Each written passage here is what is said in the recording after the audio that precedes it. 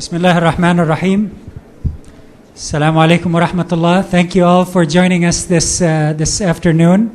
For those of you who might have come late, my name is Mike Magid Abdulati. I'm the president of American Finance House LARIBA, and it's my pleasure to chair this second session today, inshallah. We have three very distinguished speakers. I'll tell you a little bit about them, and we'll proceed, inshallah. Our first gentleman, immediately to my left, is going to be Mr. Tariq Al-Diwani. Mr. Al-Diwani runs a consulting and information technology business. He's an independent commentator on Islamic financial affairs. He's experienced in derivatives and capital markets. He graduated from Lancaster University in the United Kingdom in 1985. And Dr. Rahman gave you a little bit about his background of his family. His father is Egyptian, his mother is German. He's married to a Pakistani lady, and he has 3 children. And it's his word, confused children with all the nationalities, because they all live in the UK now. But I'm sure they're fine. Are they boys or girls? Two girls and a boy. Our second speaker, inshallah, is Mr. Rushdie Siddiqui. Mr. Siddiqui is well known. He's a director of the Dow Jones Islamic Index. He's one of the founders of that index. Mr. Siddiqui is a background education. He has an investment banking background as well as commercial banking. He received his bachelor degree from NYU, and he holds a law degree from Albany University. He is married. He has a son and a daughter, Sammy 5 and Sana 2. And he's been with Dow Jones for 4 years, Mr. Siddiqui. And to my right is a gentleman well known in the Southern California area and probably internationally as well, Mr. Saghir Aslam. He is the founder and past president of the Islamic Society of Orange County. He came to the U.S. in 1957 as a teenager, a young man, very young man. He's worked in the retail industry for 11 years as a buyer and managed over $50 million budget. He's traveled throughout the world in his through his experience and his job. His goal was to retire at the age of 36. And in fact, when he reached the age of 36 in 1972, those of us who are quick with math, in 1972 he retired at the age of 36, and he decided that retirement was not all that was cracked up to be. So he got back in business. He started his own business, a home decorating and fabric store in Orange County, South Coast Plaza. With the blessings of Allah and hard work, that business has grown. It had 7 stores throughout California. And in 1995, he retired for the second time.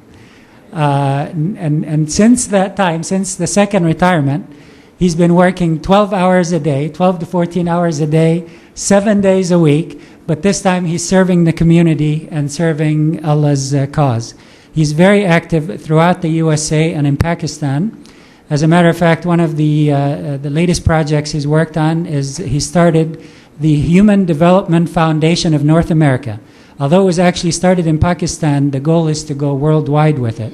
And the goal of that foundation is to create a movement to help people throughout the world in health, education, and alleviation of poverty. So we're very distinguished, very pleased to have the distinguished speaker here, and a very busy man for a retired man. Without further ado, if we may start, our first speaker, Mr. Tariq Al-Diwani. Bismillah ar-Rahman ar-Rahim. A'udhu billahi min shaitan ar-rajim. Thank you, Mike, for that introduction. Assalamu alaikum.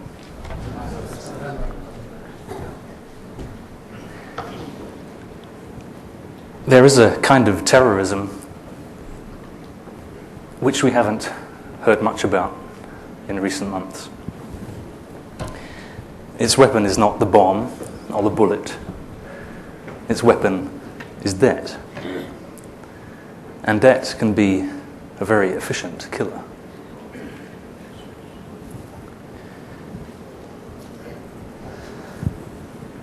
There are no Hollywood movies to commemorate the suffering of the millions of children who died in last year's debt holocaust. We tell the poor countries of the world that if they achieve growth, then the wealth will trickle down and everyone will be better off. But ours is a very unequal world. And so when the wealth is generated, if it is generated, then most people never see it.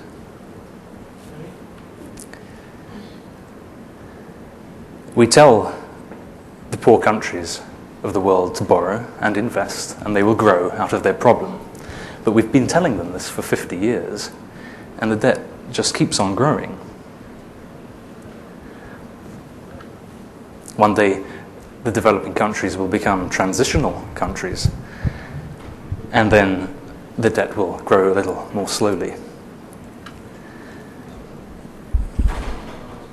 Sometimes we tell the developing countries that if they have fewer children... Can I fix you up, Mr. Mayor? Yes. I want to get this higher. Oh, okay. And I don't think the colors are very clear for you to read, is it? No. All right. So why don't you talk? I'll fix it up. Talk. Okay. This is a very informal affair, but we wanted to get the benefit out of it. Okay, fine. Go ahead. Don't worry about it. Yeah, but I'm attached, I think. I'm attached to something. I can't escape you. Just speak in general. Okay. You see, what I'm trying to say is that the advice we're giving is that if they have fewer children, then there'll be more to share for everybody. But the point is that one American consumes as much as 10 people in Africa. And so perhaps we're giving the wrong advice about who should have fewer children. We are living in a world where debt is playing a decisive part in the economic development of most of the world's nations and most of the world's people. And we have to ask, where is this debt coming from? We've had 25 years of conferences on Islamic finance, on Islamic bonds, Islamic equities, Islamic mortgages.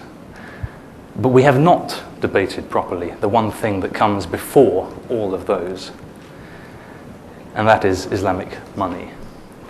Because I say that without Islamic money, we cannot have Islamic finance. I want to acknowledge the motivations, the aspirations of those who started the business of Islamic banking, who promoted it, because they had in mind the provision of a solution to some of these problems. But I'm afraid that in some respects, Islamic banking has now become part of the problem. And I want to explain in 15 minutes or so what I mean by that.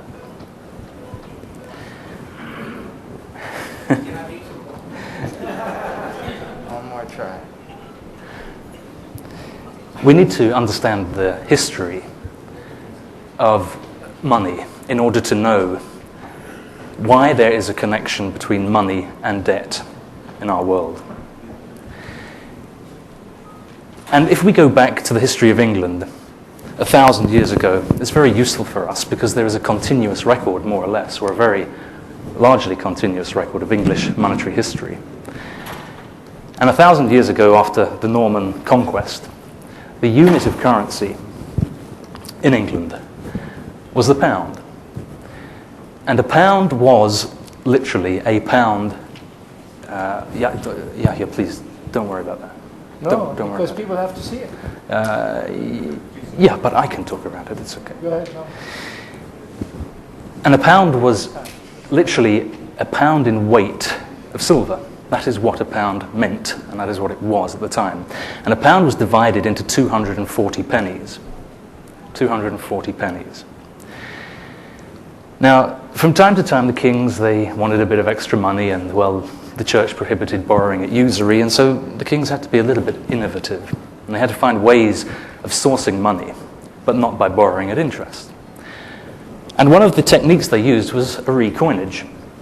They would call in the coins of the realm, take in the silver coins, melt them down, mix them with a bit of cheap metal, copper sometimes, and reissue them. And what you would get back would be a silver coin. It looked the same as the one you gave in, but it wasn't the same. There had been a change in its intrinsic nature. Coin for coin, there was less silver in the new coin. The kings had practiced riba al-fadl on the people, taken 1 unit of silver, given less than 1 unit back, hand to hand. This feature resulted in a coinage which depreciated, but was debased in intrinsic value. And so the people responded by raising their prices. So they would have more coins, but of lower silver content, to re-establish the balance between intrinsic value of goods sold with intrinsic value of coin received. And so very typically there would be periods of large inflation wherever this practice was practiced to a large degree. King Henry VIII and his 6 debasements correlate very well with the Tudor inflation that happened in the 16th century in England. You know, you shouldn't show them the end of the story before I've told the plot. Nobody can read, I promise you. If they can't read here, then they're real in trouble. You can't read what I'm doing. This is magic. Okay.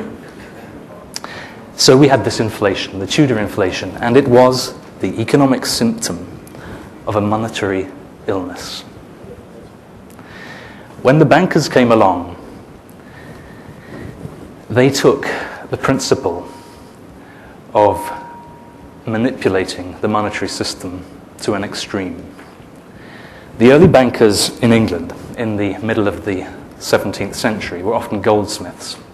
They came across a monetary system in which the king, the state, was the only producer of money.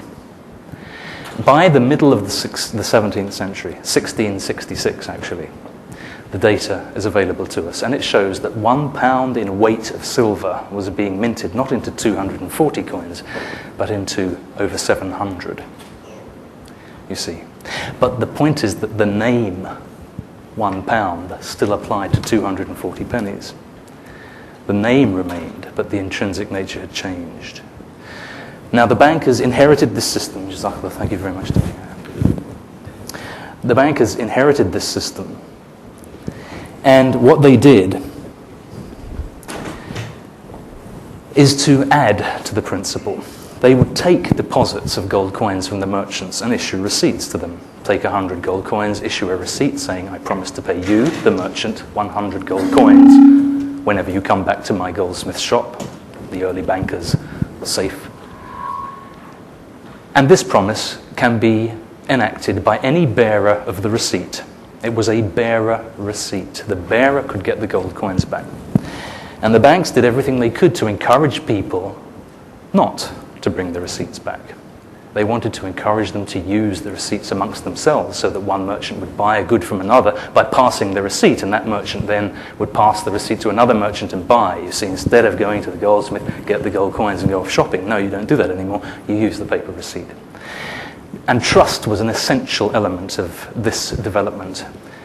And so the bankers injected into circulation the phrases of modern banking: as good as money in the bank, prudent banking. They built big banking halls, very nicely furnished, which the people could have trust in. And when the people had trust, then the bankers changed their business model. They were no longer safe deposits.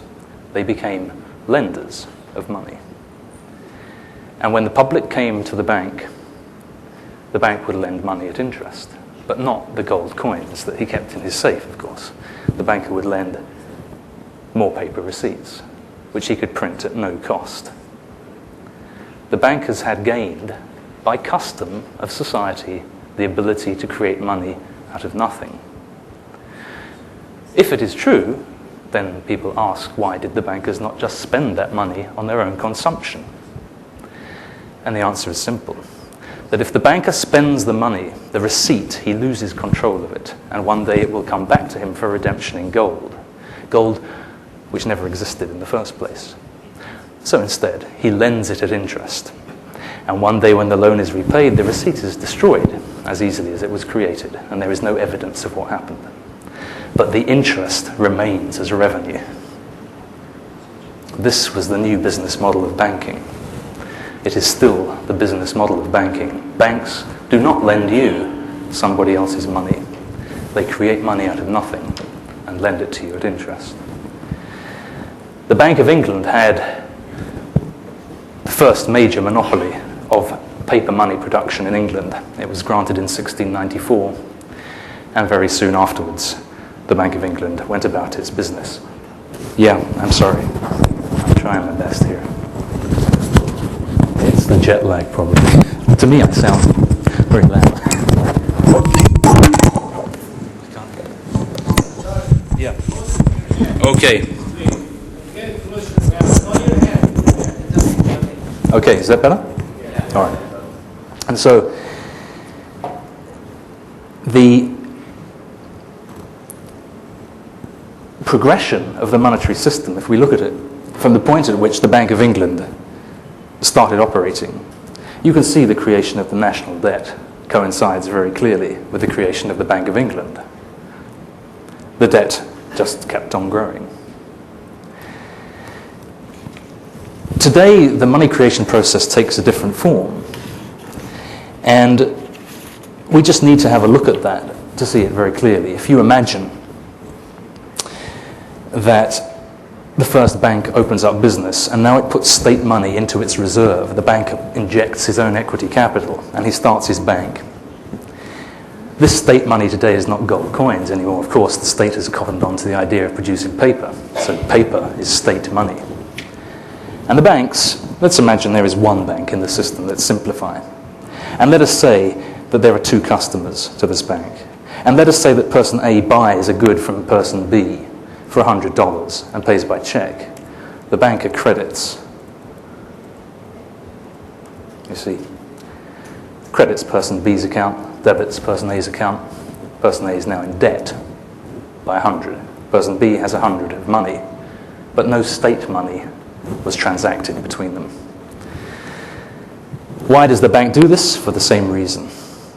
In order to charge interest on the money it has created, and at the end of the month it sends an account statement to person B saying you have 100 money in your account. But there is only 10 of reserves to meet that, and the government regulates this reserve ratio, but you can see the money creation process, how it's working. If we add up all of this 100 in person B's account and all of the state money, we have a total of modern money supply. State money plus bank-created money using electronic entries. In the United States today, the dark area is what has been created by the state, by the Federal Reserve on behalf of the state. The grey area is the banking money, and you can see that banks are creating by far the most amount of money in society. Society is paying interest on this light grey area every year. Every year it pays a charge to use money. The situation is no different in Japan, in the United Kingdom, and in Turkey. Following bank deregulation in the 80s, the banks went about their business model of creating money because the more they create, the more interest they can charge. It's very simple, really. And in the heart of Islam, in Saudi Arabia, we have the same system. There is a problem with this system. Let's imagine we start off with a simple economy, and there is 100 of gold coins in that economy at time zero. And now the first banker comes along and creates $400 of paper receipts and lends them at 30% interest. After 1 year, that debt needs to be repaid. At time one, $520 of debt must be repaid. What is the problem? The problem is that the money supply is only $500. So where does the extra 20 come from? The answer is that the extra 20 can only come from one of two places. Either the state creates more money, or the bankers create more money. But as we have seen, the banks create most of the money in society. And so it is that yesterday's debt can only be repaid by going more into debt today. That is why money supply and debt is growing in every major economy across the world.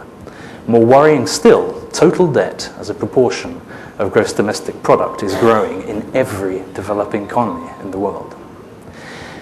Despite decades of hard work and increasing technology, we are more in debt today than we have ever been as a proportion of what we produce.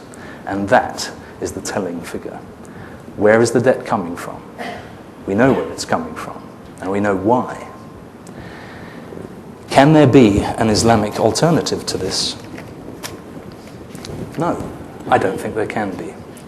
That first goldsmith banker who produced a receipt promising to pay 100 gold coins on demand when there was no gold in his safe was lying. He could not redeem that receipt. And today it is still true that if everybody went to their bank to get state money out of the banks could not redeem their accounts in state money. I believe we have to address this problem, because if we don't, we will not escape its consequences. It is no use fixing rates of return in advance and saying that we are Islamic bankers, if underneath it all, the rationale is the creation of money out of nothing. Why does society accept it? In 2 minutes. Because businessmen love leverage. They love to borrow at 10%. 5 minutes. They love to borrow at 10% and invest at 30%. Businessmen love it, they always have. They don't want to share 30% profit. Much better to pay the bank 10% and to take the 20% difference for yourself. That is leverage. And what does it mean for society? What it means is that business has the incentive to grow as large as possible. Borrow as many dollars as possible, because on every dollar you are taking 20%. And so we have a world of gigantic businesses, of multinational corporations. We have a world where the small business doesn't exist anymore. The butcher, the baker, the candlestick maker, we have this poem, back in England, they don't exist anymore. They've become employees of a huge supermarket chain, one of 20,000 people. They don't run their own business. They get paid £5 an hour. They don't care so much. These are the qualitative consequences of large-scale leverage. And we've lost the variety. And this is a driving force. Leverage, collateral, and wealth inequality. You know, because the bank wants to secure its interest charge, the best way to do this is to lend to those who are already wealthy. Because if they don't repay the loan, then you take the house, you take the assets, sell them, and regain your principal. But this means that you lend to people who are already wealthy. It is a built-in encouragement to an increase in wealth inequality. Poor people have good ideas, you know. They have good business ideas. But they haven't got collateral. And so the banking system, which is collateral-based, fails a whole group of people, whole nations. Where's the collateral in Tanzania? Uganda. I can list dozens of countries. We all can. Boom and bust. How many times have we heard that money creation, excessive credit creation, is leading to a housing boom? We have it every 15 years in the United Kingdom. It's a feature of many countries. But most of all, I believe we are in a situation where we are forced into economic growth. Because we have to borrow more every year in the long run, because if we don't, we go bankrupt. We have to borrow more to keep the economy going. And that means that we have to do more projects just to keep the economy going. And if we don't borrow more, the economy doesn't keep going. By borrowing more, what does this mean? This means that we do more projects, extract more resources. We are in a situation of forced economic growth. Forced economic growth. We cannot stand still. People say that this is a conspiracy theory that I have propounded to you. But I'm in good company. The founder of the Bank of England, on the day of receiving his charter, stated what the purpose of that charter was. American presidents, many of them, and I choose just 3, have stated the same business model. And they've tried to tell the public They've tried to tell the public in a simple way, but it's a sophisticated thing. And for 300 years, the people have not really understood. But there is a money power, and democracy must rise superior to it. The Prophet ﷺ said that one day every man would practice riba, and if he did not, its dust would touch him. I believe that we are at that day, and the question for the leaders in our business is, do you accept that there is a monetary cause? Do you accept that? And what are you prepared to do about it? Jazakallah. Thank you very much, Brother Tariq.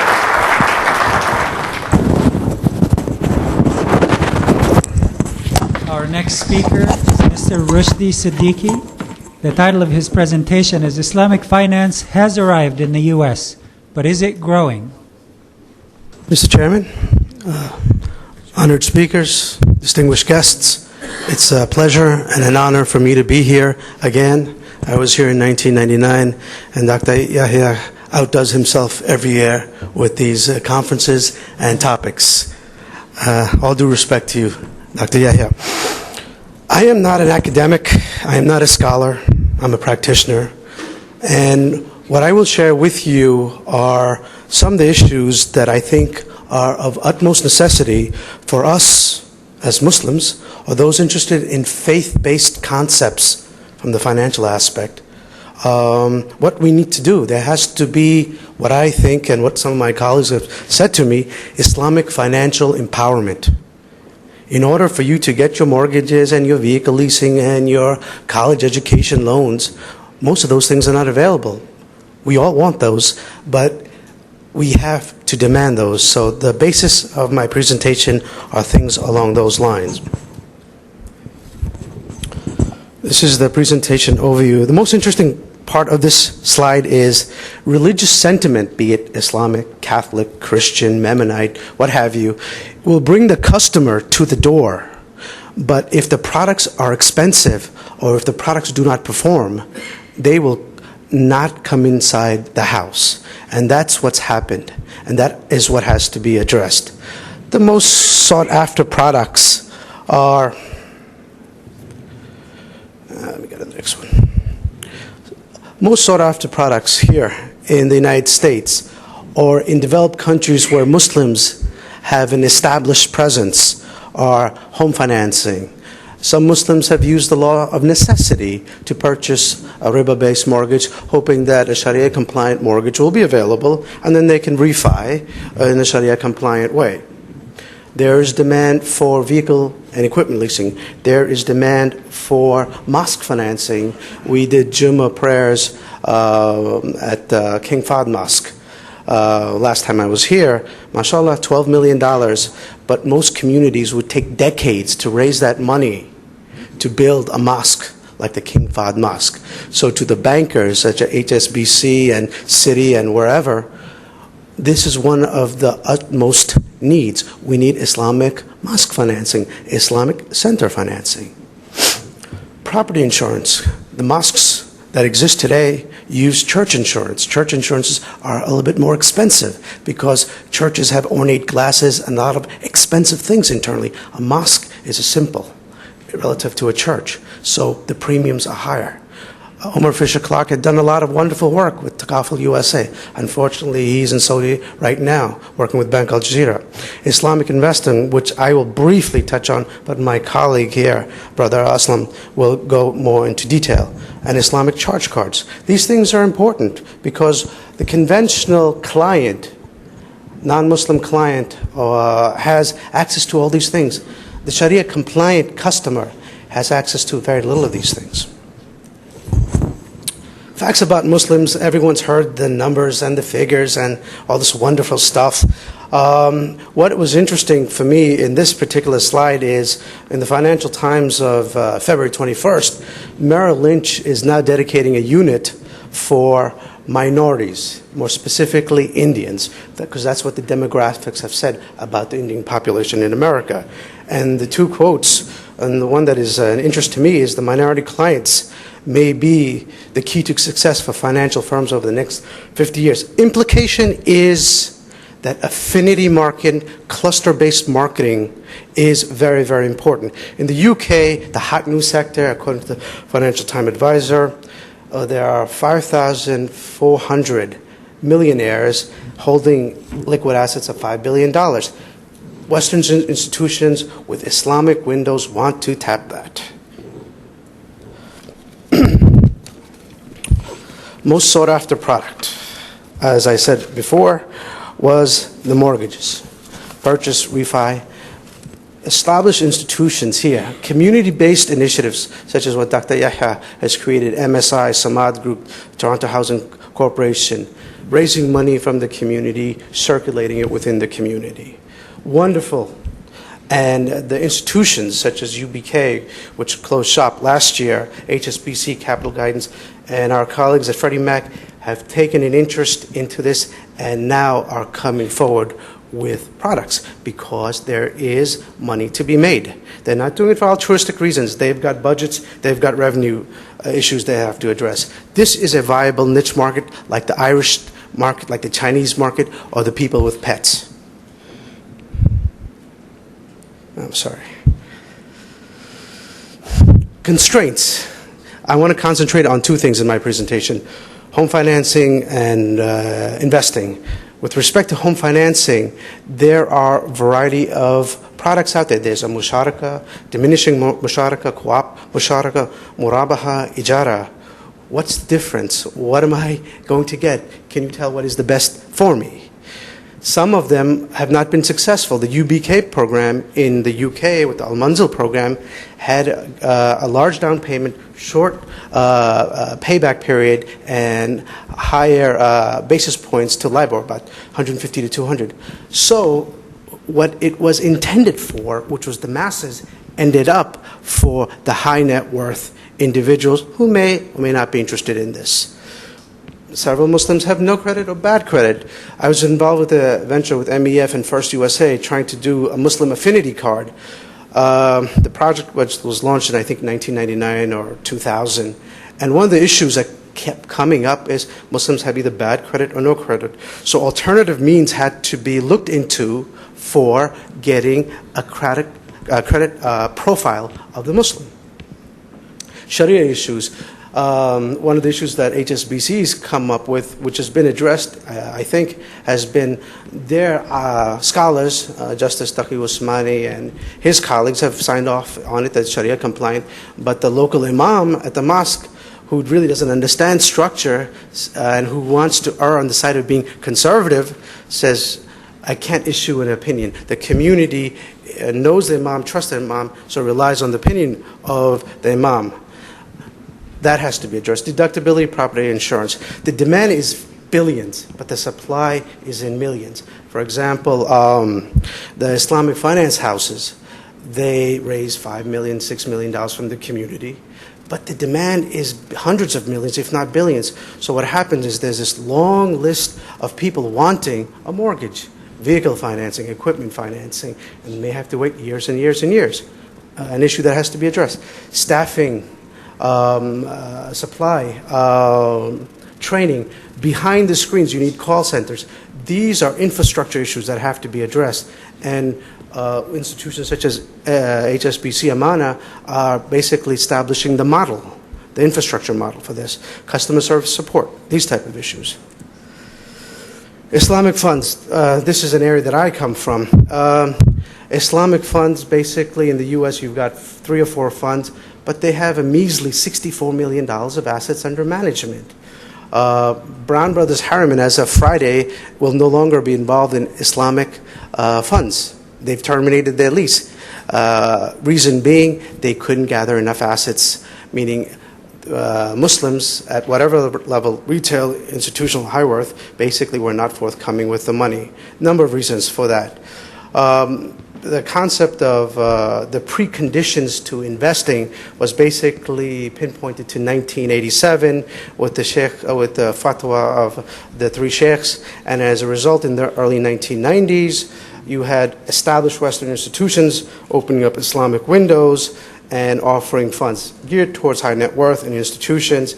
Key issue there is, yes, Western institutions bring credibility and legitimacy additional to this niche market, but are they mandate driven? Meaning if the mandate is taken away, they're no longer interested, or is there real commitment to addressing the needs?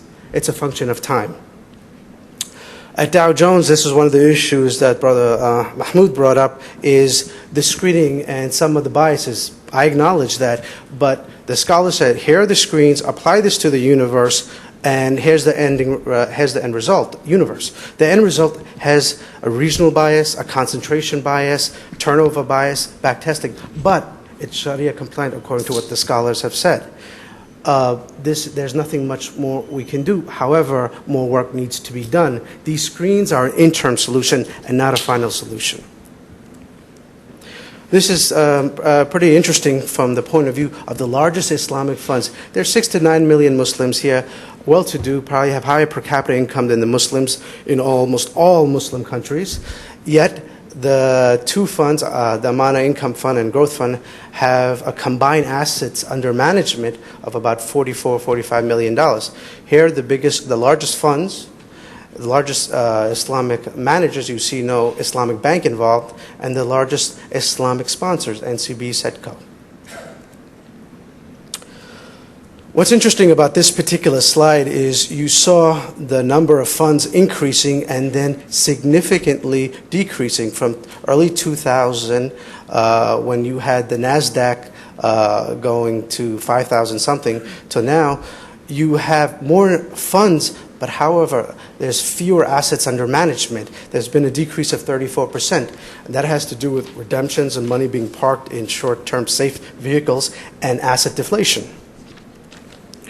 What's interesting about this, and it should be 2001, the bottom figure, is the type of products that are being launched. I think the banks and sponsors are listening to what the retail is saying. In 2000, 23 funds launched, 8 were global funds, 5 of them were capital protected or balanced. In 2001, 11 funds launched. You see 1 global equity and 5 capital protected and balanced.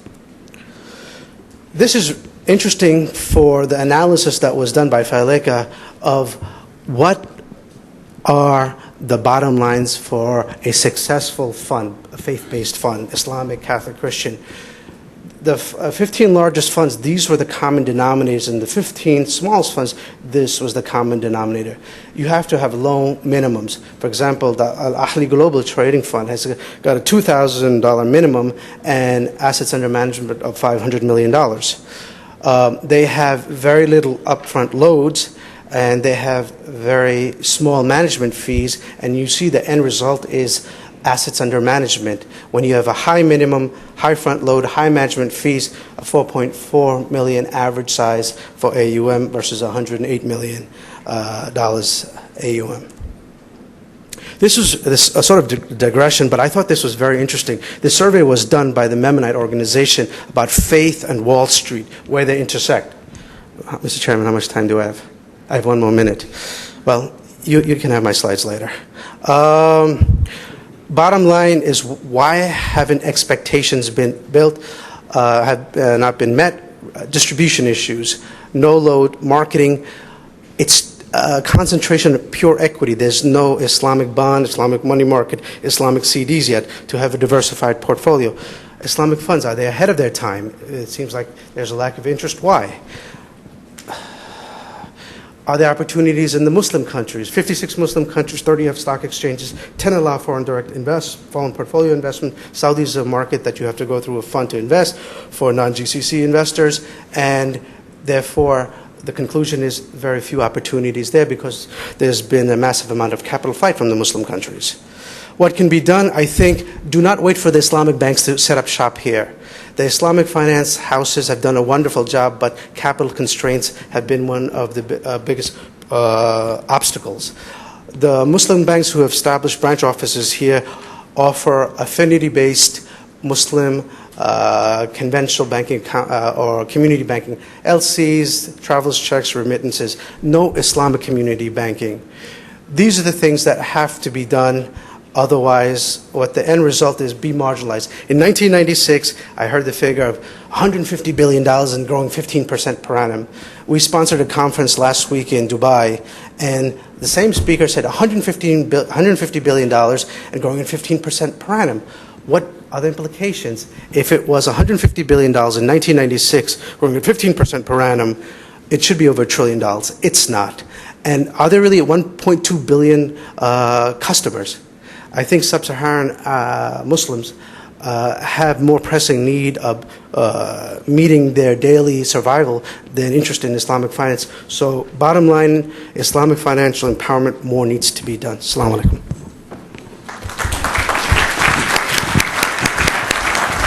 Thank you very much, Brother Rushdie. Our next speaker is Brother Aslam.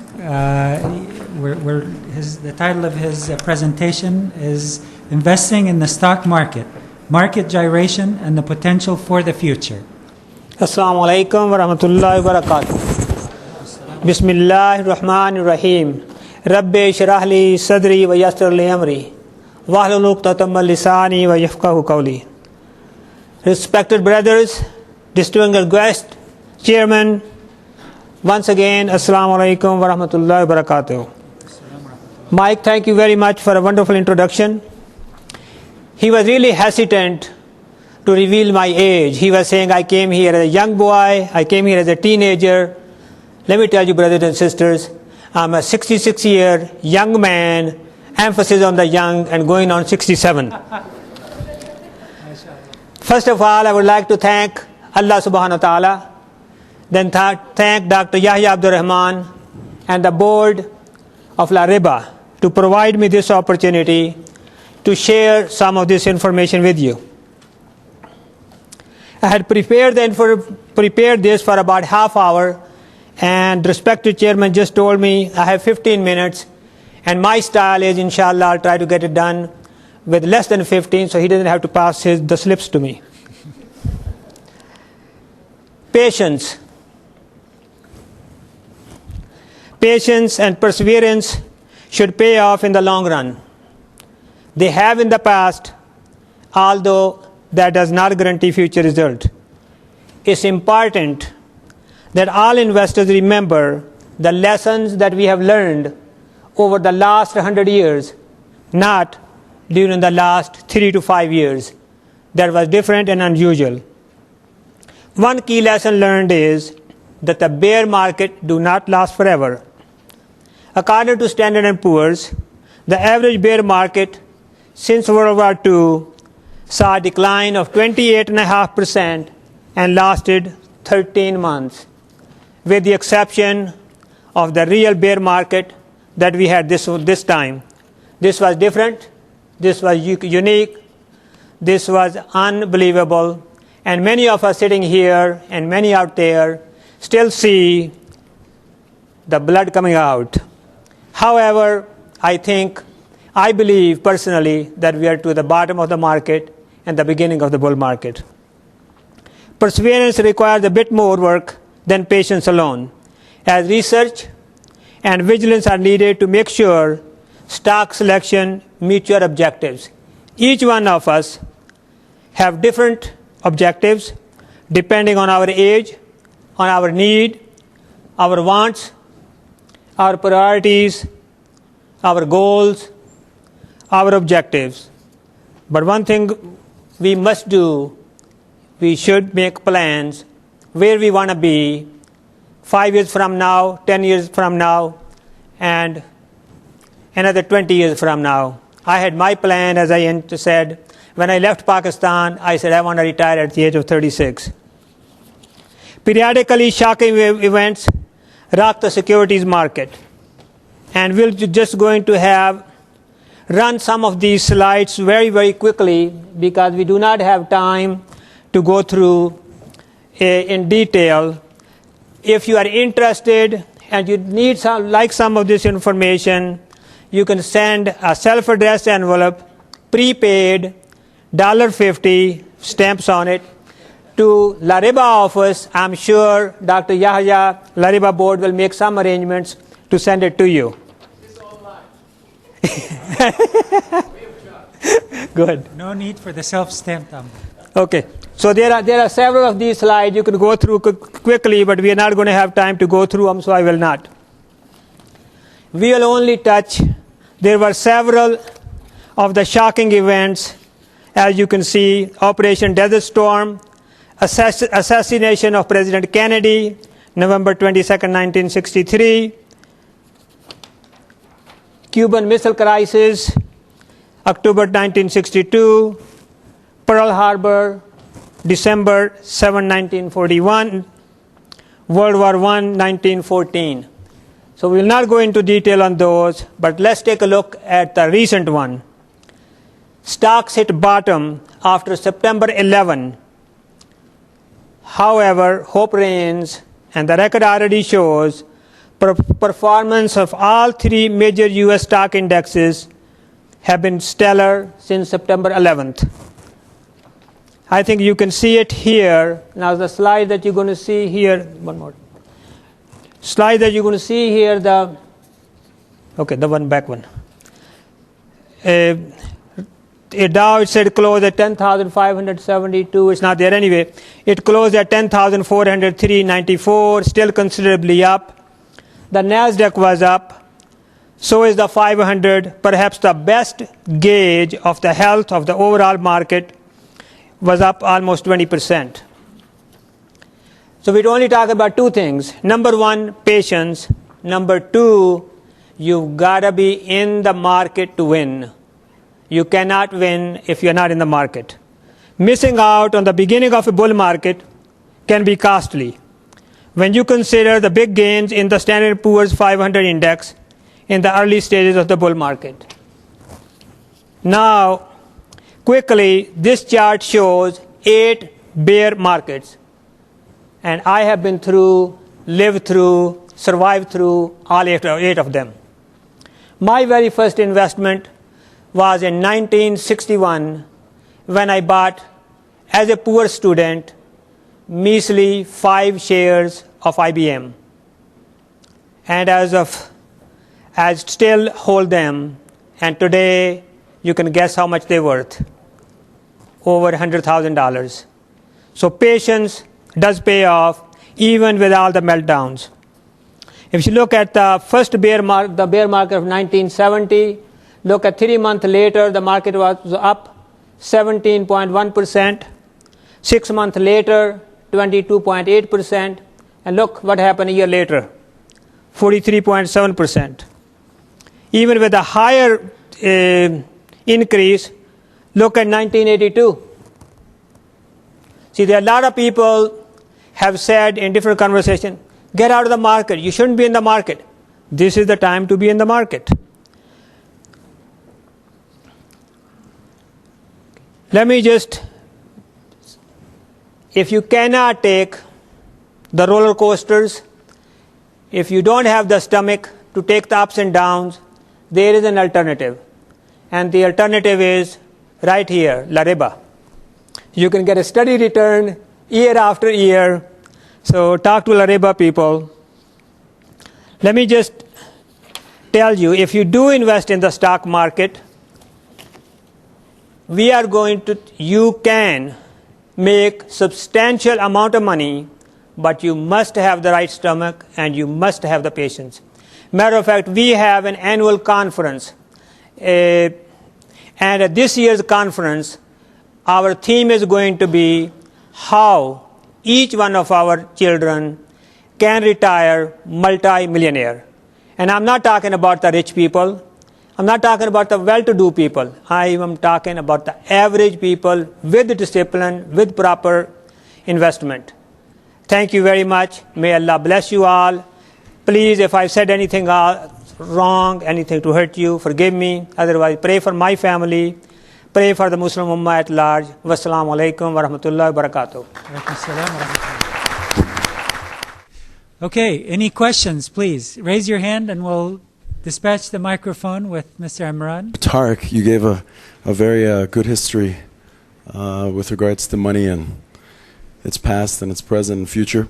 I'm curious to know, do you know which major economies in the world currently have their money actually backed by a commodity that has intrinsic value?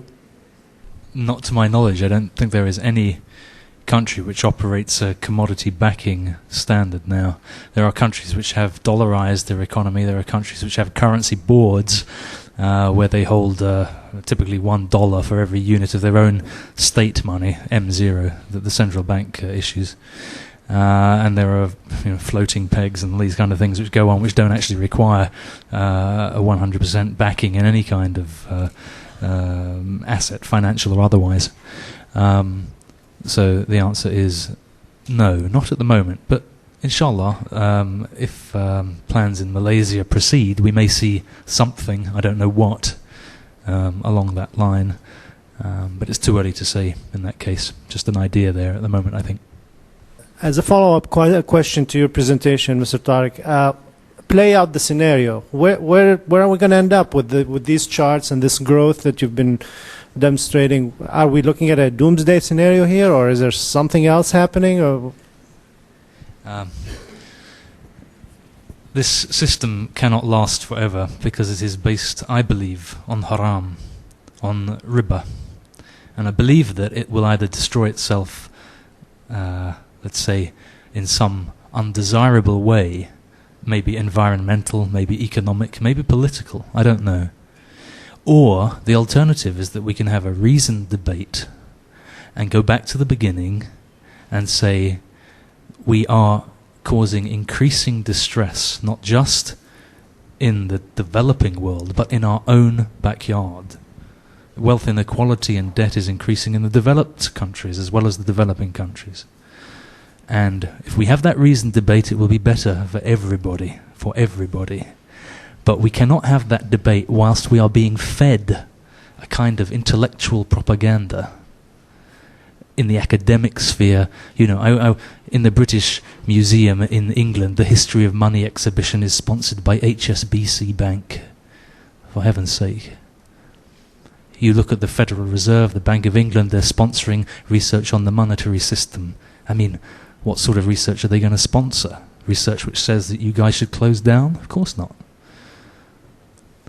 So I think we should have a reasoned debate, and if we don't, then the natural course of exponential growth in it, not just financial terms, but in resource extraction, in the impoverishment of nations is going to continue, and the problems will just get worse. There will be a cyclical nature to it, of course, and every down will be greeted with hoorays by the orthodox economists, but the ups will always be higher than the downs in the long run. This is for Tariq again. I mean, you basically, I think you burst an economic bubble, but the question I have is, unless you're ready to provide concrete solutions, bursting bubbles are just a waste of people's time, because people want answers, and the Quran is a book of clarity, not a book of ambiguity. So if you're going to make an analysis, economic analysis, and you're going to look at various alternative ways so people can live a very concrete life, so they can have food, clothing, shelter, etc., and you're saying that all these systems are based on riba, then and you're trying to Quranically, you're going to speak from the point of Sharia. Quran's a book of clarity, and not a book of ambiguity. You can have the question, please. Okay. The question is, what you burst the bubble, so what do you got to offer? Yeah. Okay. In a limited time available, what we must first do is understand that we have a problem. And when we know we have a problem, then we know that we have to find a solution. And I can talk at length about what the solutions might be, but there's no point doing that if people don't think they have a problem. What I've done today is to show that we have a problem, and if you want to invite me back one day, then maybe I'll talk about a solution. But you can find it. Thank you. I'd like to pick up a point made by Mr. Sagir Aslam, and then to refer it back to something that Professor Siddiqui said this morning. You're saying, sir, that one must have patience to be in the stock market, to be able to take the ups and downs. Now, some people can't afford to take those downs because perhaps they're not as wealthy as other people. and everyone in this room perhaps has a portion of their wealth which they can't afford to take any loss on. So that it's inappropriate for them to go into a roller coaster investment, which is what the stock market could be. Then I think about, I'm thinking this through, so bear with me, and I'm thinking back to what Professor Siddiqui said about how under a riba system you have financial instability, that it promotes instability. And I'm just wondering how far that's true, because there's a lot of discussion at the moment in accounting circles about marking to market your balance sheet. The notion that on a real-time basis, banks should mark to market. So if I lend Mike Abdelati $100, and during the course of the year I realize that he's not going to be able to pay it back, then I mark my balance sheet to market immediately. And what bankers say is that's going to cause tremendous instability in the banking market, and you'll have a lot less confidence. So, but if you have a riba system, it would seem that you're actually gaining, to some extent, more stability, because you know what is going to be repaid and when it's going to be repaid. If everybody put all their money in the stock market, or if we all went into private equity, then there would be perhaps less certainty of return. And my final point, I'm sorry I'm going on, is to link this into the desires of individual investors who need certainty of return. And if I'm remembering correctly, Muhammad Abdu is alleged to have made some statement about how it was allowed to invest in treasury bills or post office certificates in Egypt at the beginning of the last century, because at least it assured people some sort of return, and that was good for them. It gave them some return on their savings. Thank you very much. It's a very lengthy question, but let me try to answer my part. I personally do not believe you have to be rich to invest in the stock market. However, you should only put the money in the market that you do not need to feed your family. Once you have analyzed your situation, you have done your homework, you have done your planning, then you invest accordingly, according to what your stomach can take. Now, many a times I have said in our annual meetings that minimum investment period, as far as I'm concerned, is 20 years. If you want to be a short-term investor, it's 10 years. Less than that, as I said earlier, Dr. Yahya raising his hand, so either he's going to answer or he wants me to stop. So anyway, continue to invest on a long-term basis.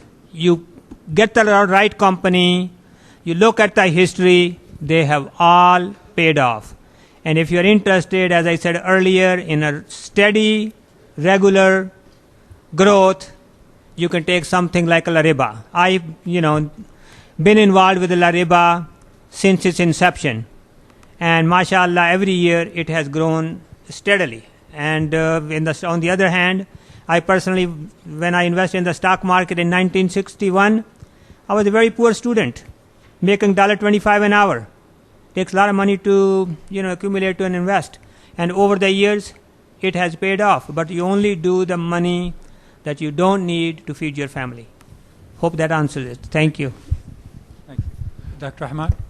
In response to Mr. Cunningham's concern, what the LARIBA bankers are lacking today is the honest-to-goodness LARIBA financial consultant. And that's the person who is qualified to develop a balanced portfolio that will meet the needs of the average Muslim family, which will include things like a fixed income substitute. And we're trying to develop that. You'll be hearing news if somebody would listen to me somewhere in McLean, Virginia. And we're going to have a stock market component, and we're going to have a money market component. And this way you can take the wrinkles out of the system. The problem with the riba system balancing things out has been tried before by long-term capital, by Enron, and now we hear by GE. And it goes well for some time, But then when you have an abrupt step change, it doesn't work. And when it doesn't work, then you have a problem. And the whole idea is you have to have a balanced portfolio, and we should never go out and preach to the average Muslim family or the retired Muslim person to go out and put your money in the stock market because this is the only alternative available. I think it is a crime if we ever do that, and punishable by American law, let alone from a higher authority. Thank you very much. Thank you very much. We have room for one more question, please, and we'll need to proceed. Concerning stock market and the real estate, the question would be, if the stock market went down 50% last year and the real estate went up, then my question is, where do you want to invest? Invest in real estate. Thank you. Thank you. All right, shall we proceed? Well, okay, last question, and then we'll proceed, please. This is my first time at a LARIBA conference. I want to tell you how happy I am to be here, to hear from all of you. I'll throw this question up to the whole panel. You've outlined, each of you has outlined issues that concern our community in terms of economics, but we know that money doesn't move in a vacuum. Would you care to discuss political and social aspects of these same topics and what our community can do about them in those areas to affect the economics? The issue that I raised was Islamic financial empowerment. If you look at the U.S. political system and the vested interest groups and how the whole system works, it's not above board. But in order for you to change the system, you got to get into the system. You have to be able to understand the games that the politicians play. We have a voting bloc, and that's recognized. We need to be able to show the politicians, local, state, federal level, that we can replenish their war chests. And I think in being able to do that, our voice has greater weight at the state capitals and Washington, D.C. Thank you. Okay, if we can proceed, please. We just want to move the program along and try to stay on schedule.